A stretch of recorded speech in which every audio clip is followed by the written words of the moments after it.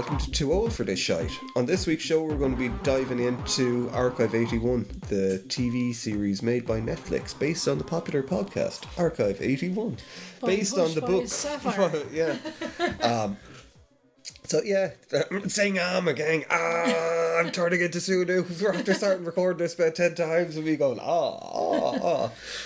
this is staying in, fuck it. But we went off. So look, I suppose what we seem to be doing on a few different episodes for newer things, it's, if you haven't seen it, there's going to be a lot of spoilers in this.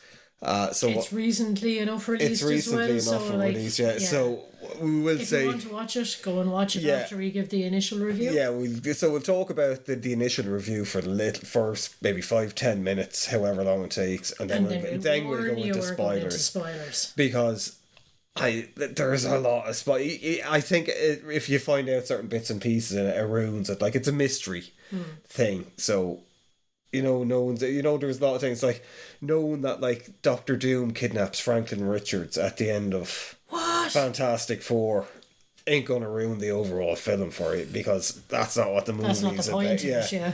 But, like, knowing that mystery, beep happens. The mystery is the point of this. Yeah. So I will say is, getting started, I really like this. I listened to some of season 1 of the podcast before we looked at this, and it's pretty. I think it's pretty different from what I heard. But I could be wrong, because I didn't listen to that. Like, I'm going to go off and obviously listen to the rest of it and the rest of the seasons, because unfortunately this got cancelled after one season. Now, having said that, you were saying, from reading around where people were saying it's like season 2 and 3 were like unfilmable, that it just goes, not that they're bad, it's just that how would you translate it to the they were screen? saying it like really jumps the shark, whereas like there's a lot of mad shit in this anyway. But the dog is just trying to catch a fly. Now he's gone. I don't know why he'd catch a fly. But yeah, it's really good. I really enjoyed it.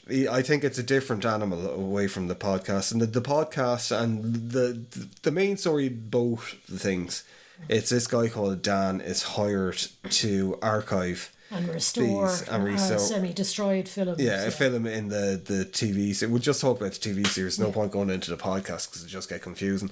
But we'd restore old tapes that from a fire in the building called the Visser Building.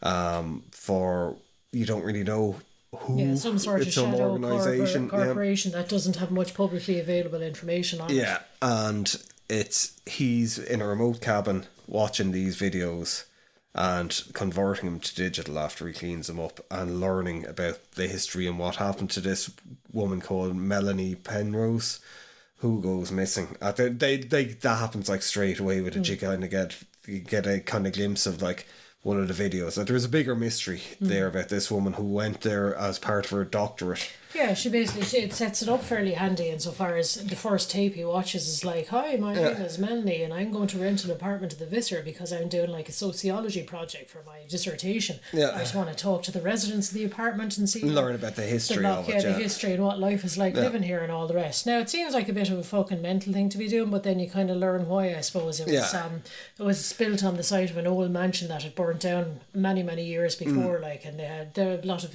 eccentric residents. There's a lot of eccentric. Yeah, I think this is where the podcast might do a little bit better with the introduction to it, because Dan thinks that he's after being hired by like some historical preservation society, and it looks like that maybe Melody was as well. So he's going back through. Of course, the whole thing, I didn't even cop it until the whole thing that it's like his name is Dan T.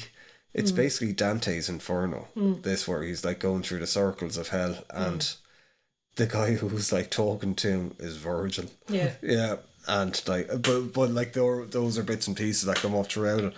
But it's, if you're a fan of the podcast or if you're aware of the podcast, I think you'll quite. Now, I've seen people go, "Oh, it's shit. The TV show is shit." It's different. It's a slow burn. Yeah. It's a slow burn. But saying that, it's not like one of these slow burns where like nothing happens. Quite a lot happens in each episode, and It's the first TV series I've looked at in a long time where I could have easily looked at the whole lot of it in one day. It was hard to turn it off at night. And to limit yourself to only 2 episodes, and I kind of really wanted to just stay up and binge the whole thing so it was going. It was, I really, I think all the actors were great in it. You don't really know where it's going until it goes there. There's a lot you don't know, even with like characters that are close to Dan in it, like Mark, his best friend in it.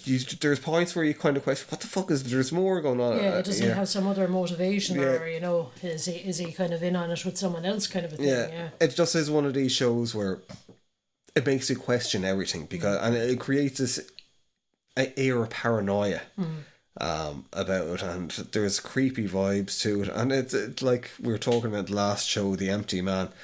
There's that whole Lovecraftian thing going on there, but it's like the sound design in this it's fucking, the sound design is stunning to it, and it's a big part of the show. Like, as you learn later on, like, I mean, it's a very important part of the show, but there's just all these noises. There's like chanting, and it gives it a real otherworldly feel, and it does feel like you're part of a different, when you step into the Visser building, you're in a different vibe, different reality as such.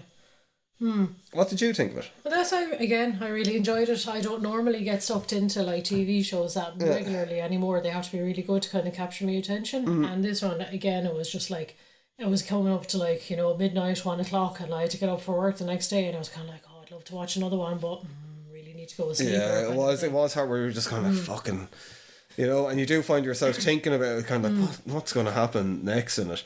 And they don't necessarily end on cliffhangers or anything like that. It's not like, my God, what happens next? There's just another strand of, like, it's like a flower kind of unfurling petal by petal, and it's like a petal comes out, then another one. You're like, come on, just fucking bloom out. I want to see what the whole thing is like.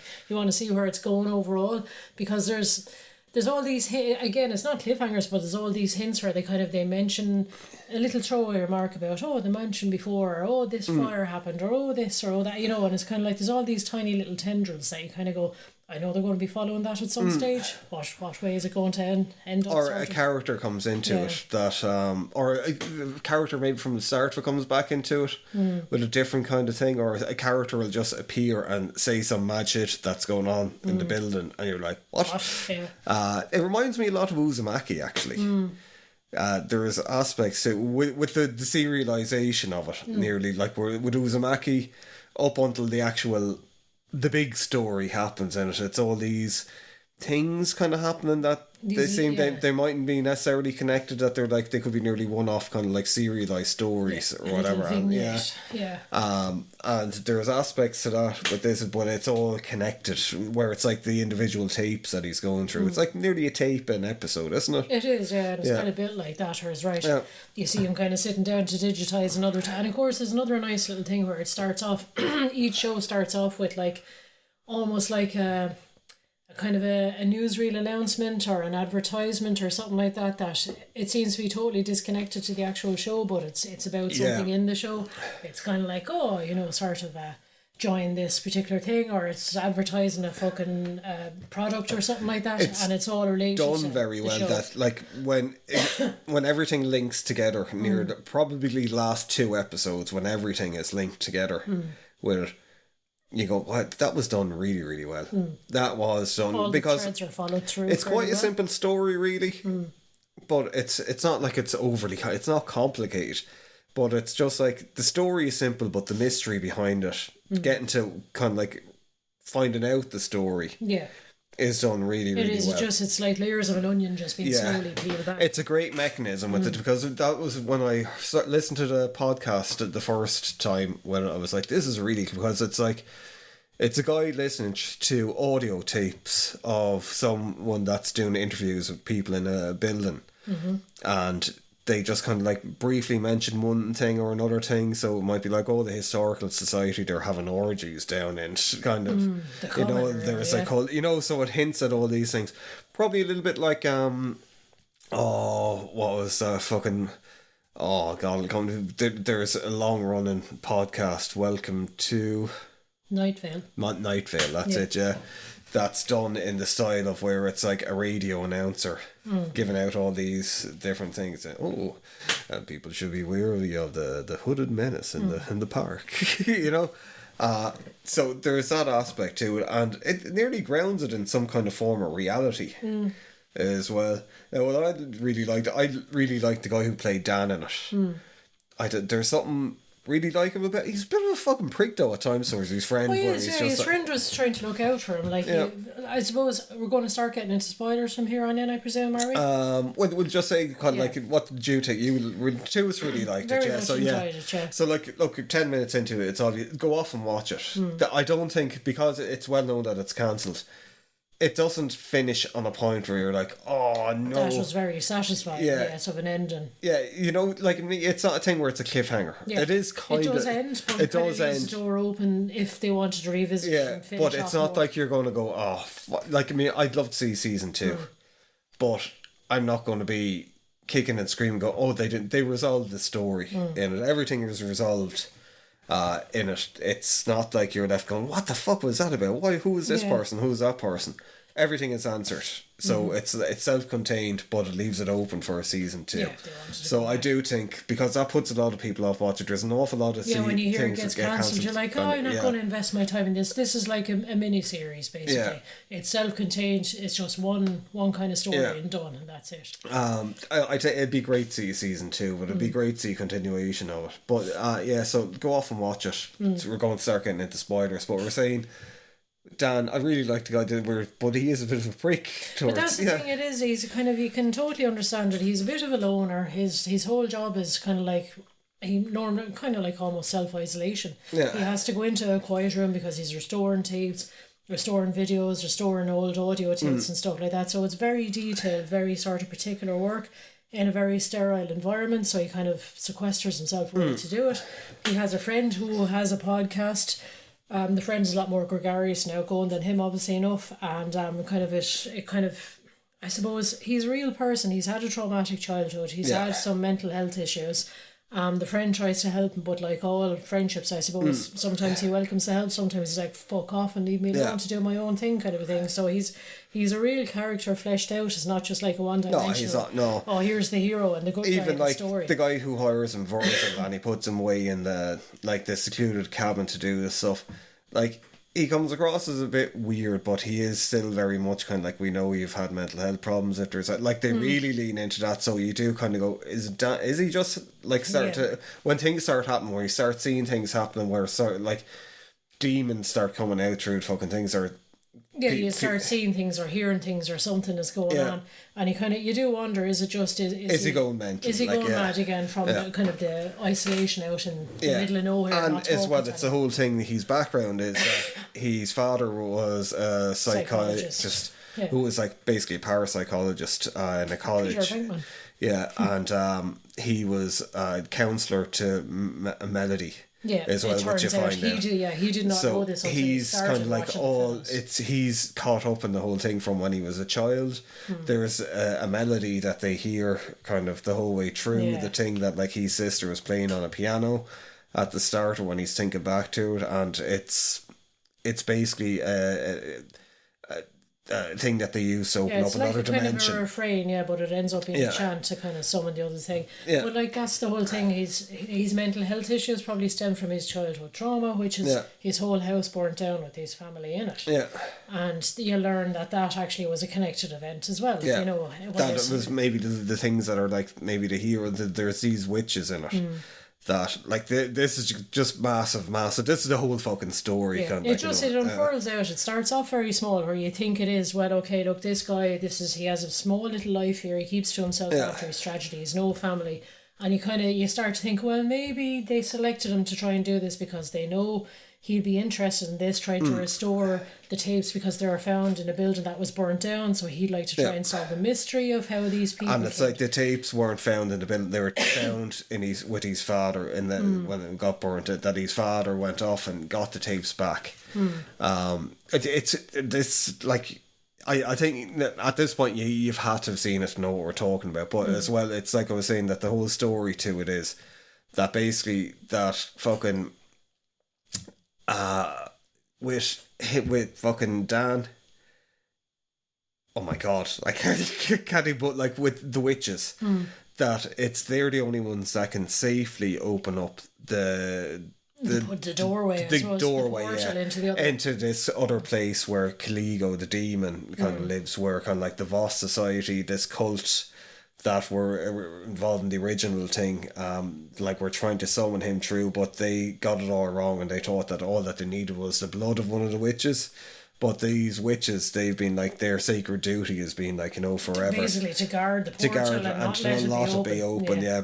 So that's why they go after, because the thing is, what's after happening with all the tapes is because it's the Visser building basically is an interdimensional being that's linked to this fucking other dimension. So, Jesus, this sounds really, really complicated. See, that's the thing. It is, when you try and explain, you kind of hop all over the place. I suppose, essentially, to kind of summarise it a little bit, there's a fucking coven of witches. They have the book on how to basically open the portal and all the rest. They try to destroy the book, but the book can't be burned. It got into the wrong hands. Kind of a high society socialite. The Voss family, they had that Voss mansion thing. They got into it. They're like, oh, let's try and do this. And they got the blood of a witch, and it all went horribly wrong. They have it all wrong because they think, you fucking make a sacrifice, and that does it. And then the cult, that's like in Melody's time, they have the same. They think that they need the blood of one of these witches, which is Melody. She's one of the a descendant of Baldon, which she doesn't know at all. That's the reason why she was sort of... So they think they need her blood, but they still have to have a vessel for Caligo to come into, and they need to have someone to murder, but because they have it wrong kind of in the thing as well, the ritual goes wrong, and it sucks people into the other dimension instead of like just opening a gate that kind of like can stay open.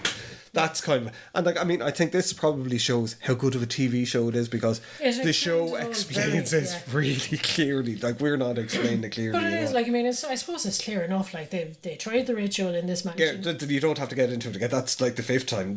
Yeah, but you keep interrupting. Go on. Go on. You do the whole podcast by yourself. I'm sulking now. All right. Yeah, it's good. What, Jay, you were saying, did they do the ritual in the mansion? No, but it's everyone keeps coming back to the same space. Yeah. It's like the mansion got burnt down. Obviously because it's like prime real estate or whatever. The buildings get built on. People keep on kind of get drawn to the building, and it's all these kind of creative people and these lost and lonely souls that sort of have no other family and all the rest keep getting drawn to it. As I said, the building itself ends up being an interdimensional sort of almost being or portal, and it's all this mold. Basically, it's in the basement. They can never get rid of the mold, and it keeps on just kind of reaching its tendrils up through the building, and it seems to be that kind of like, it's almost like a drug for people and drives them mad and sort of opens their eyes and sucks them into the cult kind of a thing. But as well, it's kind of mentioned here that like Caligo, the demon or the entity in the other place, he's like really lonely, and he wants people to stay. Yeah, come and stay with me. Thing, so there could be that. But that's what I'm saying. A lot of the times when you're wandering through it, you're kind of, you don't really know exactly what the reason is, because sometimes you think maybe it is the mold, it's just driving everyone mad. Because it turns out then as well, when Dan is restoring all of the tapes up at the compound, the secure isolated compound, he suddenly finds that all the inside of the video machine is covered in the same mold. It's after the spores after coming from the tape. And you're kind of going, well, Jesus, is because he's inhaling the mold up there, he's going mad and he's seeing things. What is the actual root cause of it? And then it's like, no, it is actually a demon. And it is actually interdimensional. With the underground thing, it's kind of like that's obviously not where the Visser building was, so they seem to have rebuilt the Visser building underneath the compound out in the place as well. And it's like Virgil, the guy who's like the guy. He's the owner of this big massive corporation. He's like, the guy who plays him is really good. Like, when the podcast, I kept like listening, and his voice is very similar to a guy called Samuel that's in it, who's like basically the cult leader in the building. And so I was like, is he the same guy? It probably is like meant to be the same guy. And like in the TV series, they're like brothers. Yeah. And it's like the whole reason that Virgil is trying to do it is because you kind of think, oh, maybe he's trying to bring Samuel back from this place. And it's like, no, he's like, fuck him. He wants to tap into this power that they never really get into why he wants to do it too much.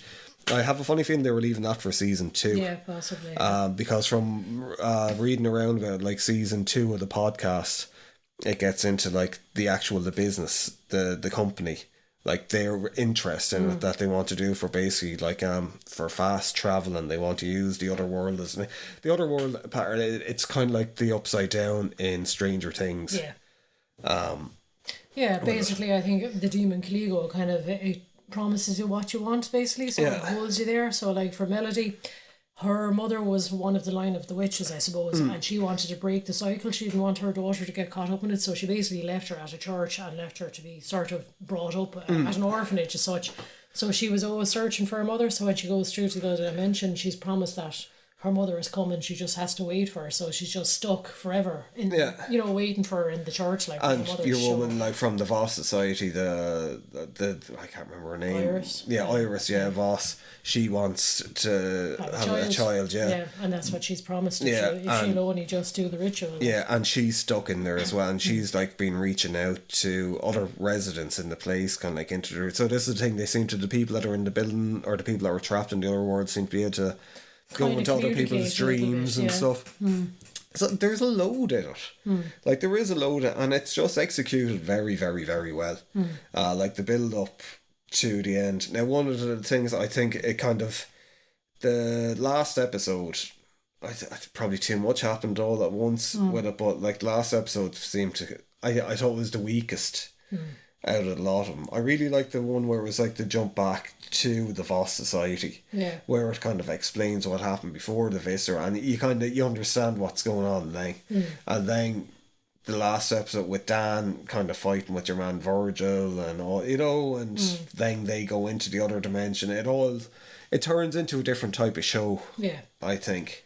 And apparently that's what happens in season 2 of the podcast. It's more adventure stuff. So I could see that if they went like that with it's one thing to do, I think, with a podcast. I don't know if, but like being say with something, if they just totally changed the show in season 2 and made it not being its own thing, people would fucking they'd be like, oh my god, I can't. Or you never know, sometimes I suppose you have to give people like a bit of credit that they kind of go, oh yeah, I apprate what they're doing with this, that it's a different, they've gone away from I think it's a harder sell probably, especially if you're putting like 100 million into making something, like, True enough, but no, I really enjoyed it from the point of view of like there was a lot of kind of the themes, I suppose. They were very, very apparent about banging you over the head with them as well. I suppose you had Dan, who had lost all of his family in the fire. You had Melody, who had no family to begin with because she was abandoned. You had, your man Virgil, his brother was dead. He was trying to, he thought he was trying to do that. Iris Voss, she was trying to build a family for herself by having a child. There's all these kind of like little connections. You had his friend Mark, who was this basically, he had his father basically paid for everything. So he was like, he seemed to be the only one out of everyone that seemed to be like sure-footed and sure of himself and grounded himself and he was like, I don't know, he just seemed to be the only one that had their shit together, and it was just like, I'm living my own life even though my father's funded and everything, but he had that safety net there of family, I suppose is what I'm saying, so he had that security around him, so he could afford to be a little bit more self-assured, I suppose. Everyone else just seemed to be questioning everything, even I suppose the residents in the building, it was all people who come from another country and, sort of immigrants. There was that, people who, their parents had disowned them, or they only had, a single mother or something like that, and they're all searching for something more and to be able to be more, and, this whole thing, could I hold a whole new world inside me? This was sort of the repetitive thing, so. One of the criticisms aimed at this compared to the podcast as well was like I don't know what the way you'd say, but like they changed the sexuality of Melody in it. Melody is married to a woman in the podcast, and that's kind of like a big part of it. That's a big part of who she is.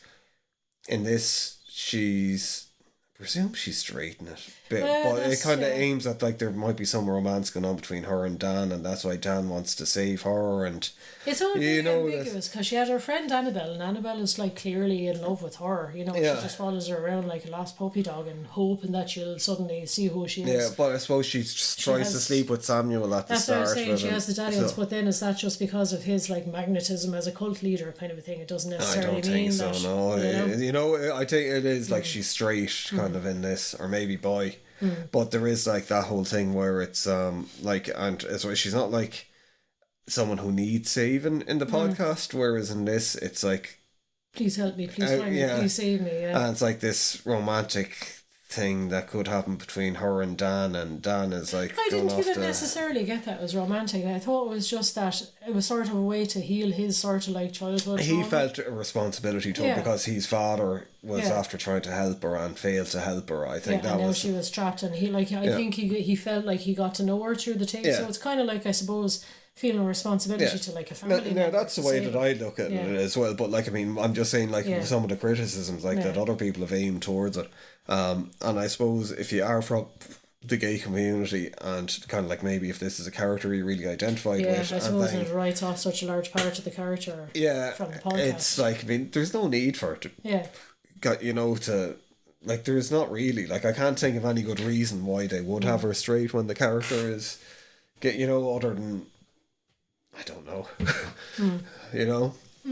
with it. So I suppose that's one criticism that's, when you go, if you do go looking up Archive 81 TV show, you will see that a lot of the time about the difference with it. It doesn't make it a bad show. No. Or I don't even know. I don't even know why I brought it up. But it is just a thing because it does come up a lot. Yeah. With it. And as well, there's more of a Christian spin on this one about good and evil, whereas in the podcast it is more about like cosmic horror and whereas this it's more kind of like, but I suppose maybe they're trying to, because they're like, we have to try and find ways to fit this into kind of like things that kind of or things that people might understand, so it's easier to say like, oh, demon and the devil, as opposed to like catonic being that kind of like exists in another dimension. But it's, all in all, like, I fucking highly recommend it to people. Yeah, the only thing that got me, but again, there wouldn't be a show if like they didn't do it, was like all these things kept happening, and like in my head I was kind of going, just walk out of the fucking building. Yeah. Just fucking turn around and walk out. Why do you keep on getting involved? Why do you keep inserting yourself into it? It's kind of like all these horrible things happen. And it's like, oh no, and it's like, just turn around and walk out. Why did you keep fucking going back? Like, oh my god. But she kept trying to I know, leave. she kept trying to leave, but she kept on trying to save people then as well in it. But it's like, all this fucking mad shit, and like, at any stage there would have been about 1 million times where I would have gone, do you know what?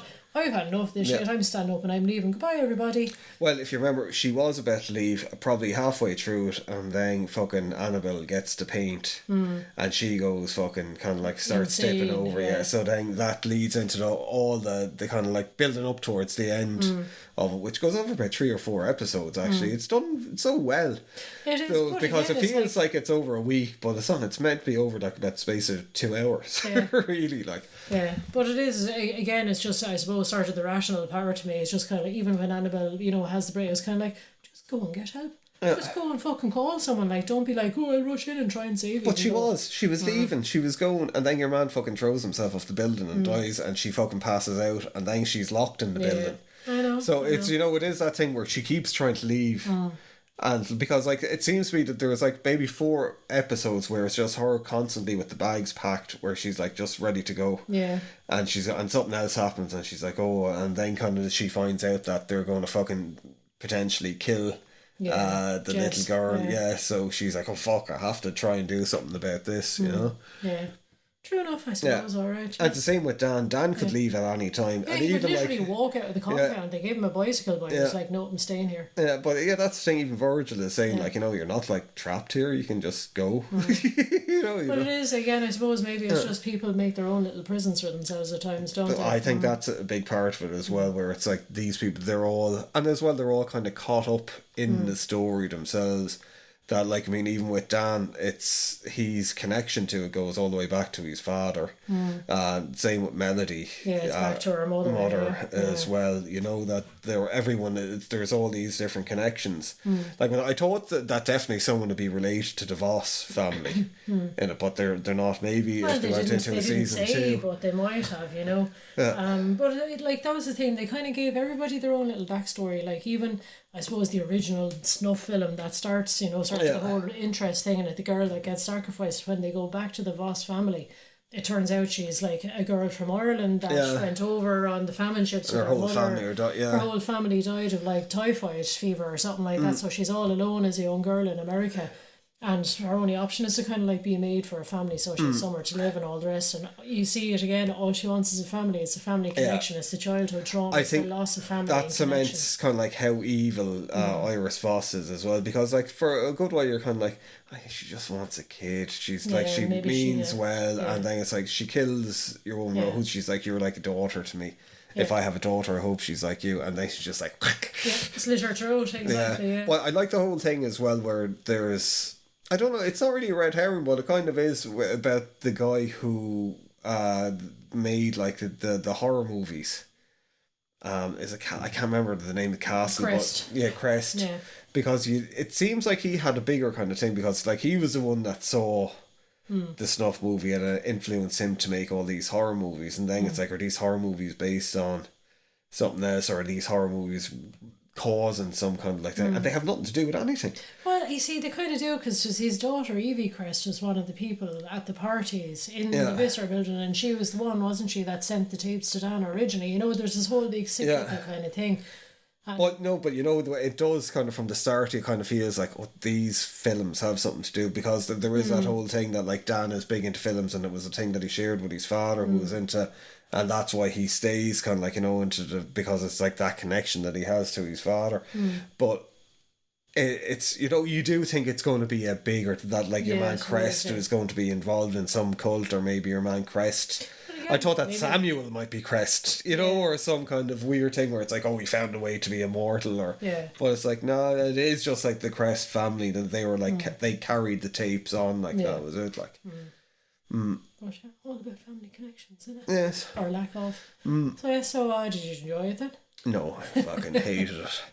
But it's like I keep saying, it's brilliant. Like it's a shame that it got cancelled. I can probably understand if they were looking at season 2, trying to copy the podcast season 2, where they're probably kind of going, we can't do this, because like apparently Dan gets turned into like a cyborg tape player in the you know, there's a load of really mad fucking shit. One thing they never resolved that like I was actually wondering about afterwards, what happened to Ratty?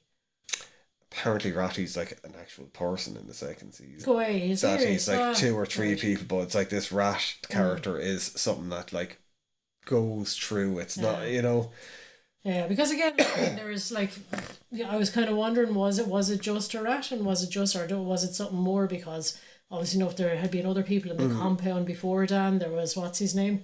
That was I can't remember his name. And all the rest, who again went mad. That was actually very good. The bit when they go through it's a really weird connection too, because like there's a one that they just meet her at a party, dinner party, and the thing, and she's like, I used to work here, but now I just record soaps all day. So your man just has to go through all these soap operas that she's been. Yeah, to transcribe it basically and clean them all up. Yeah. But that's because again, it's like I suppose the whole thing. It's going back again to the original, the Voss family, where they were like doing the spirit photography, and they're like, the camera will be able to capture so much more than what we can see as humans. So what could a video camera or something like that capture? And of course it captures the demon trying to lunge out of the fucking television action kind of a thing.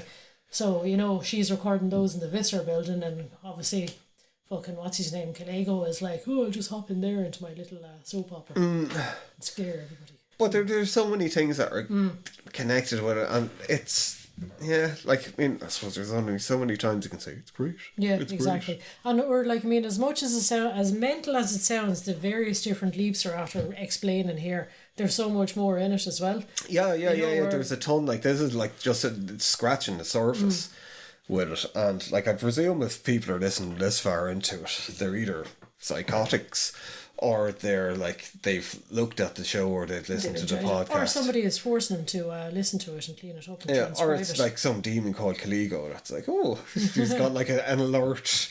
Anytime his name is mentioned, to Google alert. And he's like, this is a terrible podcast, but I'll listen to it anyway. they might say something about but yeah. Go watch it, yeah. Again, very good. It'd be great if it got picked up, but there's so much good TV out there now, and there's so, I don't think it's... It is, and I like the fact that there's kind of thought-provoking TV again, because for a long time there it seemed like we had all the kind of the really good series, but then they all spiraled into, like, say, Lost and stuff like that. It was like, it's a mind-bender, and then it's like, they don't really know what going. I don't know. Yeah, they didn't. But there's a lot of.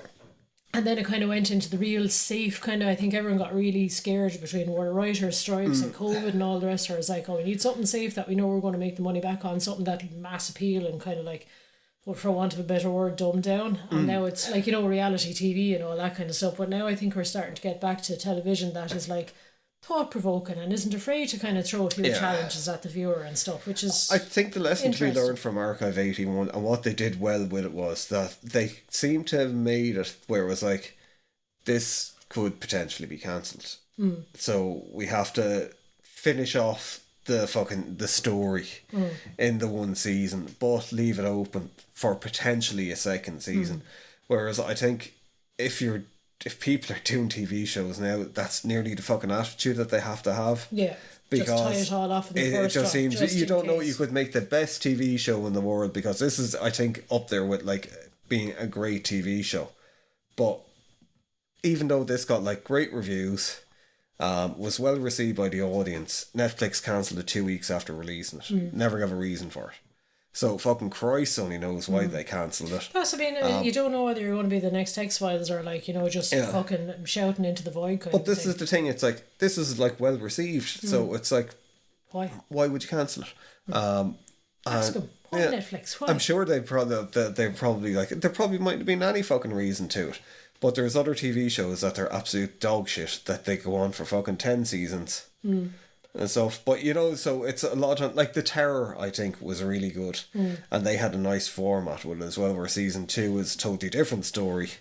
I think that nearly needs to be the way that like horror TV, because like horror TV shows don't seem to be like, even Buffy, when Buffy came out first, Buffy was going to be cancelled after season 1. I think it was picked up by someone different, and like Buffy was always on the verge, Angel was always on the verge of being cancelled. And it was like, these shows were well fucking liked at the times, but for some reason TV execs thought that...